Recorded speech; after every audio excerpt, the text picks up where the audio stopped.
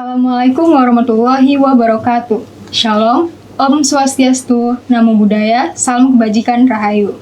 Selamat datang Sivitas Akademika Politeknik Negeri Batam. Selamat datang di podcast kali ini bersama saya Nurfatika Hapsari sebagai host dan rekan saya Riko Renaldi sebagai moderator. Nah, kali ini kita akan membahas pembahasan hal yang menarik nih yang bertemakan intoleransi dengan judul merancang strategi berkomunikasi di media sosial bagi mahasiswa agar tercipta toleransi di dunia kampus. Seperti yang kita ketahui, hal ini seringkali menghadirkan beberapa pertanyaan dan juga konflik. Maka dari itu, di podcast ini kita akan menggali lebih dalam lagi, serta mencari solusi untuk pertanyaan tersebut. Nah, hari ini kita didatangi oleh narasumber yang sangat spesial, yang justru sangat berpengalaman di hal ini. Tidak lain dan tidak bukan, mari kita sambut Kak Rita Ramadhani, yaitu Koordinator Program Perlindungan Perempuan dan Anak dari Yayasan Embun Pelangi. Halo Kak Rita, bagaimana kabarnya Kak? Hari ini bersemangat. Oh, semangat. Ketemu dua orang harus semangat dong ya Kak? Yes. Amin. Gimana perjalanannya kesini Kak? Ada kehambatan Kak atau ada kendala? Panas aja sih, karena tadi pagi mendung, sekarang panas. Oh, iya. Jadi lebih bergelora. Iya, lebih Batam nggak bersemangat. tentu ya. Batam nggak lagi kan tentu ya cuacanya Kak. Tiba-tiba hujan, tiba-tiba panas. Sama kayak hati. Duh, jadi dulu seperti itu ya Iya. hatimu. Sekali-sekali saja Kak. Langsung saja lah Kak, kita menuju ke pertanyaan. Bagaimana pengaruh intoleransi di media sosial terhadap implementasi nilai-nilai Pancasila dalam Undang-Undang Pendidikan? Menurut pendapat Kakak ini? Menurut pendapat saya ya, Iya. ada baiknya kita mulai dulu dari sosial media itu sendiri kali ya. Sosial media ya. Perkembangan saat ini kan yang tercipta sosial media adalah representasinya kita, gitu kan. Setiap orang bisa dengan mudah menilai karakter orang, menilai kepribadian orang dari sosial media orang tersebut, gitu ya. Apa yang ditampilkan di sosial media itu seakan-akan menjadi cerminannya diri kita. Itu catatan di sosial media. Nah, kemudian tanpa berpikir tentang hal yang jauh lebih luas gitu, kita sebagai pengguna sosial media itu bisa memposting apapun tanpa kita sadari bahwa apa yang kita tampilkan itu adalah representasinya kita. Iya. Awalnya sih di situ. Di situ berarti awal dari Tentang situ ya. sosial media.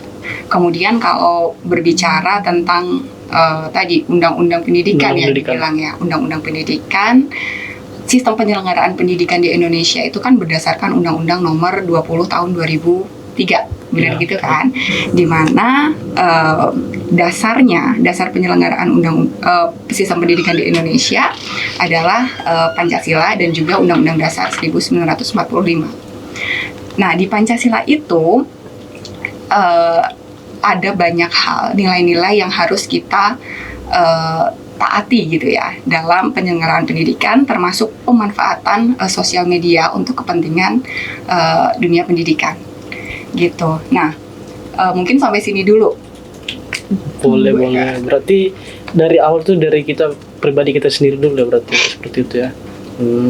Selanjutnya bagaimana membangun argumen tentang dinamika dan tantangan identitas nasional terhadap intoleransi di Indonesia pada era digital. Mengingat perkembangan media sosial ini kan sangat pesat nih.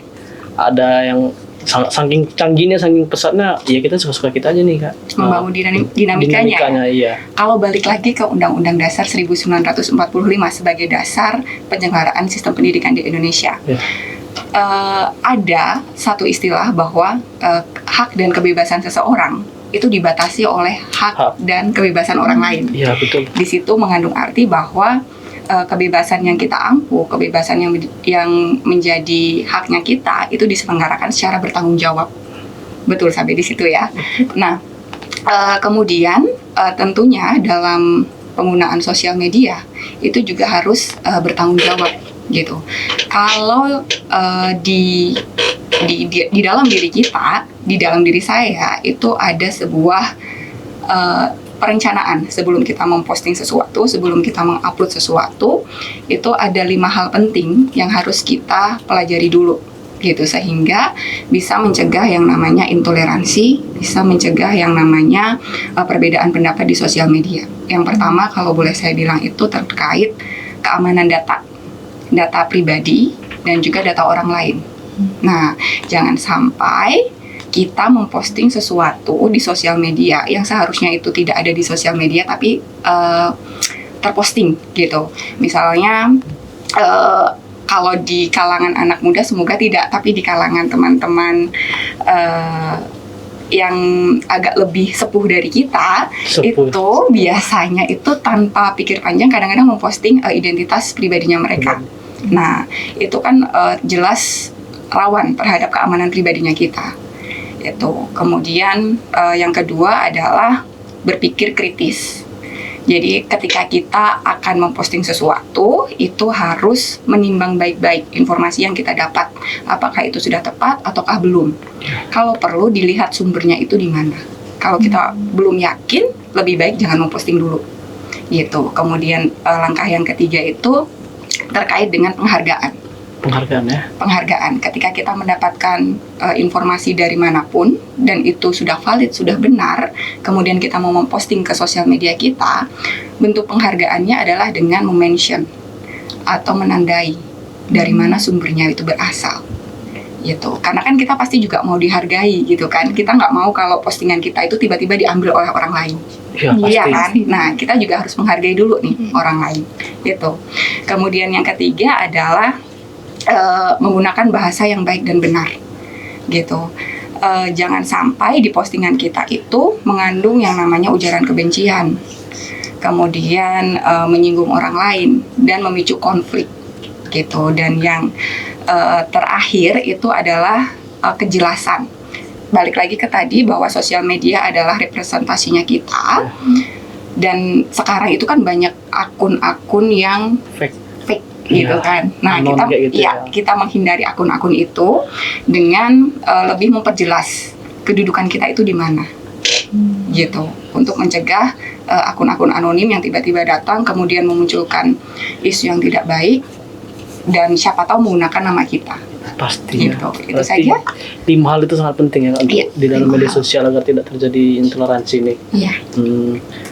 Lalu bagaimana pengaruh media sosial terhadap persepsi toleransi di kalangan mahasiswa nih? Sekarang kan mahasiswa ini sikit-sikit pekerjaan, sikit-sikit nanti lapor ke wali dosen. Padahal belum tentu benar, belum tentu informasi yang dia terima valid. Nah, Oke. Kalau di kalangan mahasiswa kan sebenarnya adalah generasi emas gitu ya. Pikirannya masih kritis. Gitu. Tidak salah ketika seorang mahasiswa itu mempunyai pikiran yang kritis, asalkan tadi balik lagi mau untuk berpikir lebih jauh lagi, menanyakan kepada dosen, kemudian mengadu tentang dirinya, tentang kekhawatiran di dirinya, itu juga tidak salah. Yang harus kita tanamkan di sini adalah bagaimana mengarahkan kekritisannya si mahasiswa itu untuk bisa lebih menghargai teman-teman di sekitarnya, memastikan statementnya dia itu benar, memastikan bahwa tidak ada orang yang tersinggung, tidak ada orang yang tertinggal, gitu, terhadap keadaan kekritisannya itu, gitu. Berarti lebih berhati-hati lagi berarti Kak dalam mengeluarkan statement seperti itu. Ya. Agar kita kan gimana tahu nanti orang ada yang tersinggung, kita nggak tahu perasaan orang berbeda-beda seperti itu ya kan. Ya, menghargai perasaan orang. Oke, bagaimana peran budaya kampus dalam menciptakan lingkungan yang mendukung intoleransi melalui teknologi media sosial? Budaya kampus ya. Iya, budaya kampus. Kalau berbicara tentang budaya kampus, balik lagi tadi ya, bagaimana menciptakan budaya yang demokratis, bagaimana menciptakan budaya kampus yang menghormati hak asasi manusia, bagaimana menciptakan budaya kampus yang non-diskriminatif.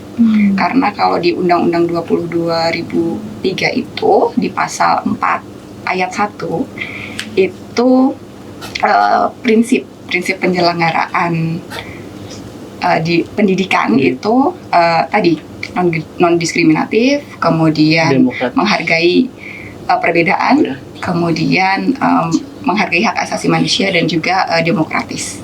Itu mungkin harus benar-benar diciptakan di lingkungan kampus.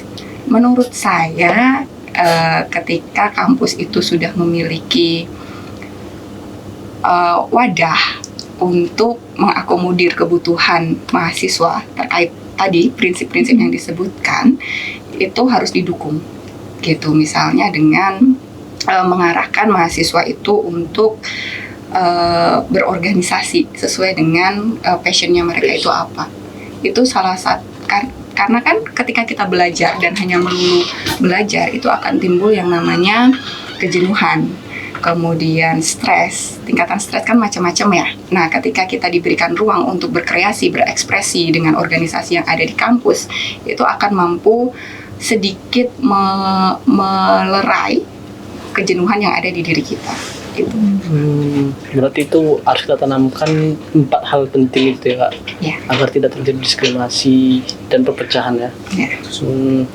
Lalu apakah mahasiswa menganggap media sosial sebagai sarana yang memperkuat atau merusak toleransi dalam konteks nilai-nilai Pancasila? Nah, itu harusnya ditanyakan ke mahasiswa tuh. Bagaimana mahasiswa itu mampu menciptakan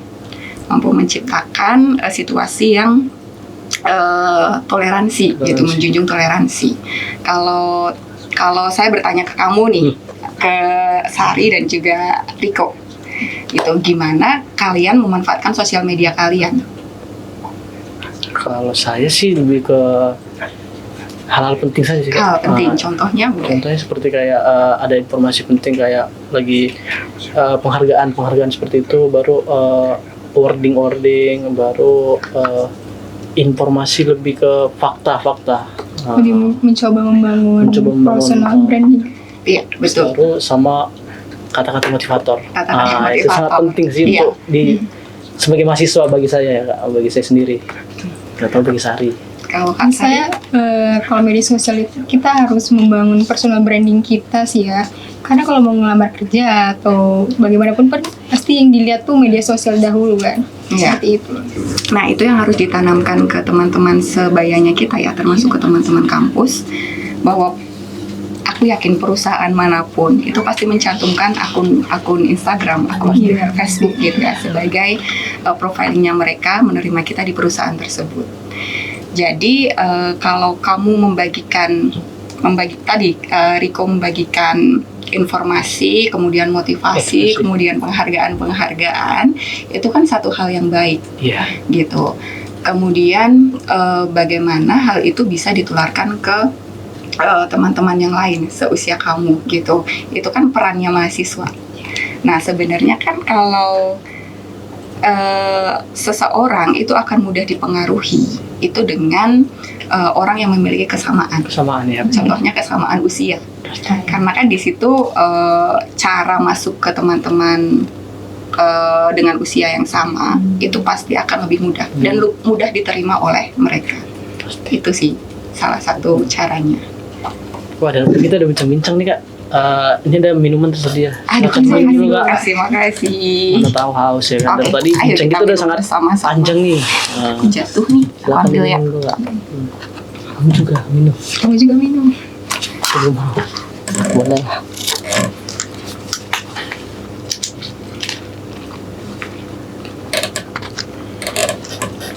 Enak. Mahal nih. Oh iya. Recommended. Loh, berarti kalau yang apa itu kembali ke mahasiswa masing-masing ya Kak. Berarti harus kita sesuai dengan seusia kita agar lebih mudah diterima dibanding kalau yang di bawah usia kita kadang menganggapnya, saya sendiri pernah mengalami sih seperti itu. Kayak memang dia nggak bilang langsung, cuman dari mimik muka kita kan bisa melihat bang ini macam betul aja. Padahal belum tentu dia sesuai dengan sejalan dengan itu. Baru kadang adalah berpikir gini, emang apa sih yang abang ini buat kok bisa sampai bisa memotivasi kami gitu. Terkadang itu sulitnya dibandingin dengan kita yang seusia, tapi seusia juga nggak bisa juga sih dibilang seperti itu. Kadang kalau yang seusia harus seprofesi juga sih kalau saya bilang. Kadang pemikiran nggak sama. Betul, aku setuju gitu. Semakin banyak kesamaan antara dua orang individu, itu akan semakin cepat untuk masuk dan mempengaruhi. Tapi tentu mempengaruhi ke arah yang lebih baik. Gitu ya, jangan sampai yang tadinya kita mau menciptakan toleransi malah tercipta intoleransi. Gitu. Itu sih. Oke. Itu sangat penting berarti ya Kak. Oke, selanjutnya bagaimana cara mengatasi dampak intoleransi agar tujuan pendidikan kewarganegaraan di dunia kampus dapat berhasil? Iya, sejauh ini di dunia kampus itu dampak intoleransi yang dirasakan oleh teman-teman itu apa? Mungkin pertanyaanku dulu di situ. Kalau bagi saya intoleransinya mungkin di dalam saat pembagian kelompok. Nah, itu seperti bukan memandang sih, kalau lebih bahasanya kayak lebih memilih-milih teman. Kayak misalnya Kak, contoh nih, si A ini rajin, si B ini enggak, agak-agak lah, sedang-sedang saya bilang kan. Yang C ini malas, agak-agak malas lah Kak. Baru kawan-kawannya lebih condong ke si A dibanding ke si B dan si C. Nah, padahal kan ya harusnya si A ini berpikir dia harus bisa merangkul semua, yang biasa-biasa, yang agak malas-malas bisa dirangkul semua biar sama-sama dapat ilmu gitu loh.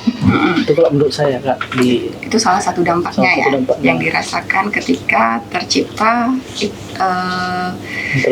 intoleransi. Dan aku bacanya sih lebih cenderung ke diskriminasi berarti ya. Kalau ada satu orang yang berbeda dari kita, maka akan dikucilkan gitu ya. Seperti itu. Ada sampai pasti seperti ada. itu. Dan bahkan mungkin bisa saja ketika diskriminasi itu tercipta ada yang namanya pembulian. Betul. Mungkin bisa sampai ke situ gitu. Nah, yang harus kita sadari bersama kan kita berlandaskan Pancasila. Kemudian Undang-Undang Dasar 1945. Di situ ada kebinekaan, ya kan? Kita satu Indonesia, 38 provinsi dengan ratusan ribuan suku budaya yang berbeda-beda. Kemudian tapi kita satu, Tunggal Ika, benar kan? Nah, itu yang harus ditanamkan ke setiap pribadi kita masing-masing gitu. Bagaimana kita memahami kata-kata Bhinneka Tunggal Ika itu secara luas ditanamkan ke diri kita. Walaupun tadi banyak perbedaan, tapi kan kita satu. Ada satu istilah yang namanya no one left behind gitu. Tidak ada orang yang ditinggalkan.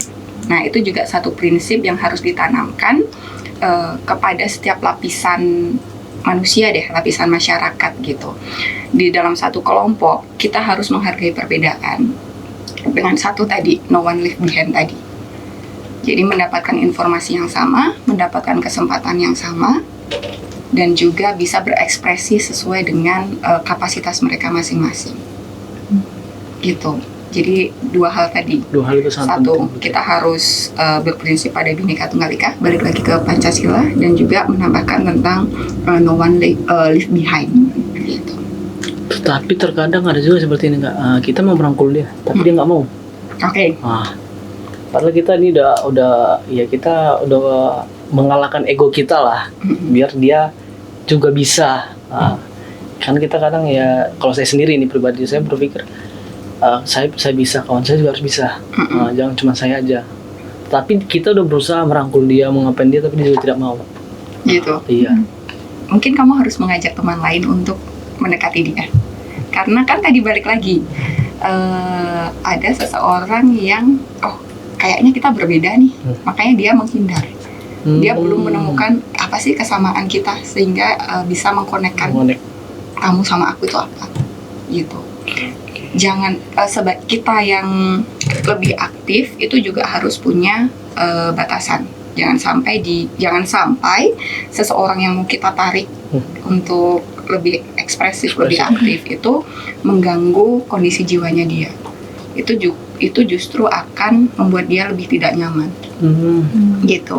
Jadi kalau misalnya kamu jangan sebagai beban kamu gitu loh. Kamu nggak boleh merasa berbeban kalau dia harus menjadi tanggung jawab. Gitu. Karena ya pribadi masing-masing lagi ya. Betul. Tapi bagus kamu sudah mau untuk mengajak orang lain. Kalau nggak mau ya udah tinggalin seperti itu. Kalau nggak mau pasti ada orang lain yang punya frekuensi yang sama dengan pasti. Oke, selanjutnya menurut maaf Kak. Menurut Kakak, apakah diskusi dan pertukaran ide melalui media sosial dapat meningkatkan toleransi mahasiswa di dunia kampus? balik lagi, bagaimana kita memanfaatkan sosial media. Kalau kita bersosial media itu kan kayak aku mengibaratkan ada sisi baik, ada sisi buruk. Iya pasti. Iya kan? Sisi baiknya ketika kita bisa dengan mudah menyebarkan informasi. Tadi kamu menyebarkan motivasi mudah, menyebarkan prestasi mudah gitu ya. Kemudian kita juga dengan diberi fasilitas yang mudah untuk membuat konten. Iya. Di sosial media apapun sekarang, istilahnya dari usia kecil sampai yang sudah dewasa itu bisa dengan mudah. Bebas. Nah, sisi buruknya kan tadi bagaimana menjamin informasi yang tersebar, informasi yang kita bikin itu benar. Jangan sampai tadi mengandung unsur kebencian, atau jangan sampai justru menimbulkan intoleransi tadi. Nah, kuncinya adalah bagaimana kita memanfaatkan si sosial media itu dengan baik. Aku mengambil kata-katamu tadi, personal branding, ya kan? Kita harus ingat bahwa kita bersosial media itu harus bertanggung jawab, harus ingat juga terkait kita menciptakan personal branding di situ. Yang terjadi sekarang itu akan berdampak di masa depan, gitu. Itu salah satu caranya. Apa yang kita lakukan sekarang bisa berdampak di masa depan. Apalagi di sosial media. Sosial media. Yang susah untuk dihapus, ya kan? Kalau sudah tersebar. Rekam jejaknya pasti Rekam ada. jejaknya pasti ada. Last question nih Kak. Last question ya. Apa strategi efektif untuk mengedukasi pengguna media sosial agar lebih terbuka terhadap berbagai pandangan terkait kewarganegaraan tanpa memicu konflik? Karena kan berbeda pendapat saja ribut, baru seperti berbeda konteks dalam pemilihan saja ribut juga. Kadang itulah perpecahan itu terjadi Kak. Strategi efektifnya ya menurut pandangan Kakak nih. Menurut aku sih balik ke 5 poin tadi. Bagaimana cara keamanan pribadi dulu.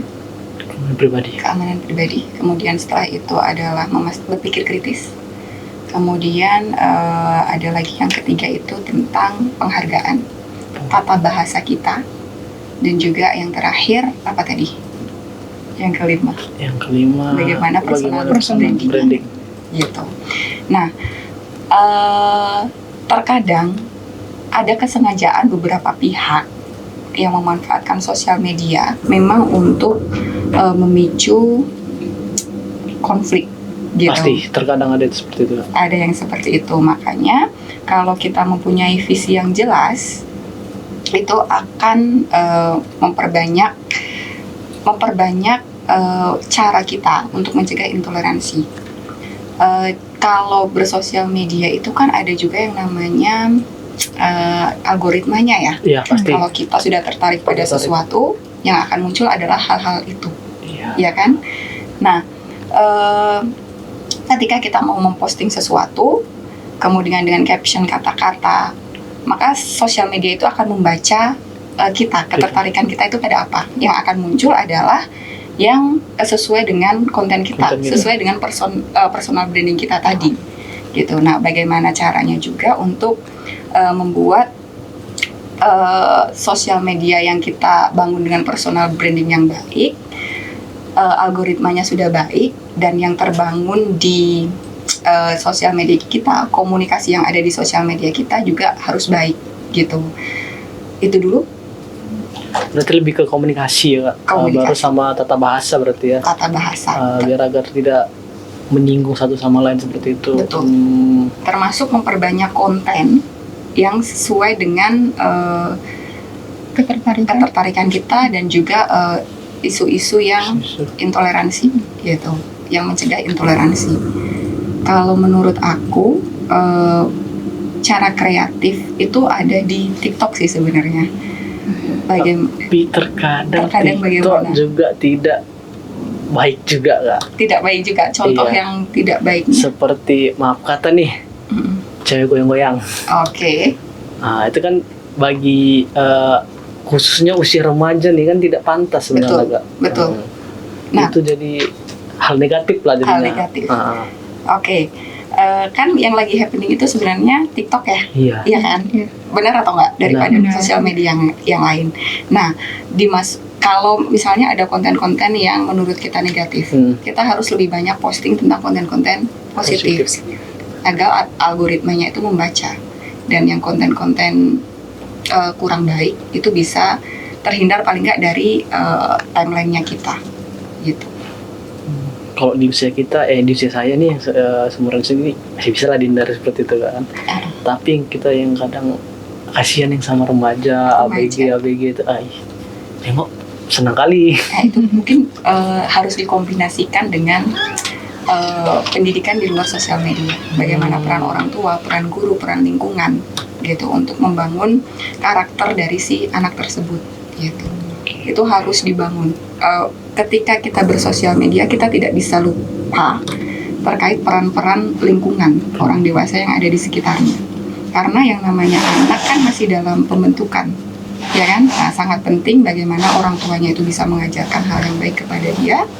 Kemudian misalnya lingkungan yang jauh lebih luas, masyarakat, kemudian bagaimana di sekolah, dan juga misalnya kalau di mahasiswa kan berarti di kampus, bagaimana menanamkan nilai-nilai tentang kebaikan, toleransi, menghargai, seperti itu. Wah, tidak terasa nih waktu kita sudah di penghujung akhir acara nih Kak. Kepada Kak Rita saya mengucapkan terima kasih karena telah memberikan banyak masukan, pengalaman, sharing-sharing tentang bagaimana menghadapi intoleransi ini di dunia kampus. Nah, jadi kesimpulan yang bisa kita ambil nih dari podcast kali ini, untuk melawan intoleransi kita tuh perlu menghormati sesama ya Kak. Terus tidak menilai seseorang dari covernya, lalu kita harus menggunakan media sosial dengan bijak, lalu kita harus memperkuat pertemanan dan juga nilai-nilai Pancasila kita. Nah, mungkin sekian dari podcast kita hari ini Kak. Mohon maaf bila ada salah kata. Saya Nur Fatika Absari sebagai host dan rekan saya Riko Renaldi sebagai moderator, serta narasumber kita Kak Rita Ramadhani dari Yayasan Embun Pelangi pamit undur diri. Wassalamualaikum warahmatullahi wabarakatuh. Salam intoleransi.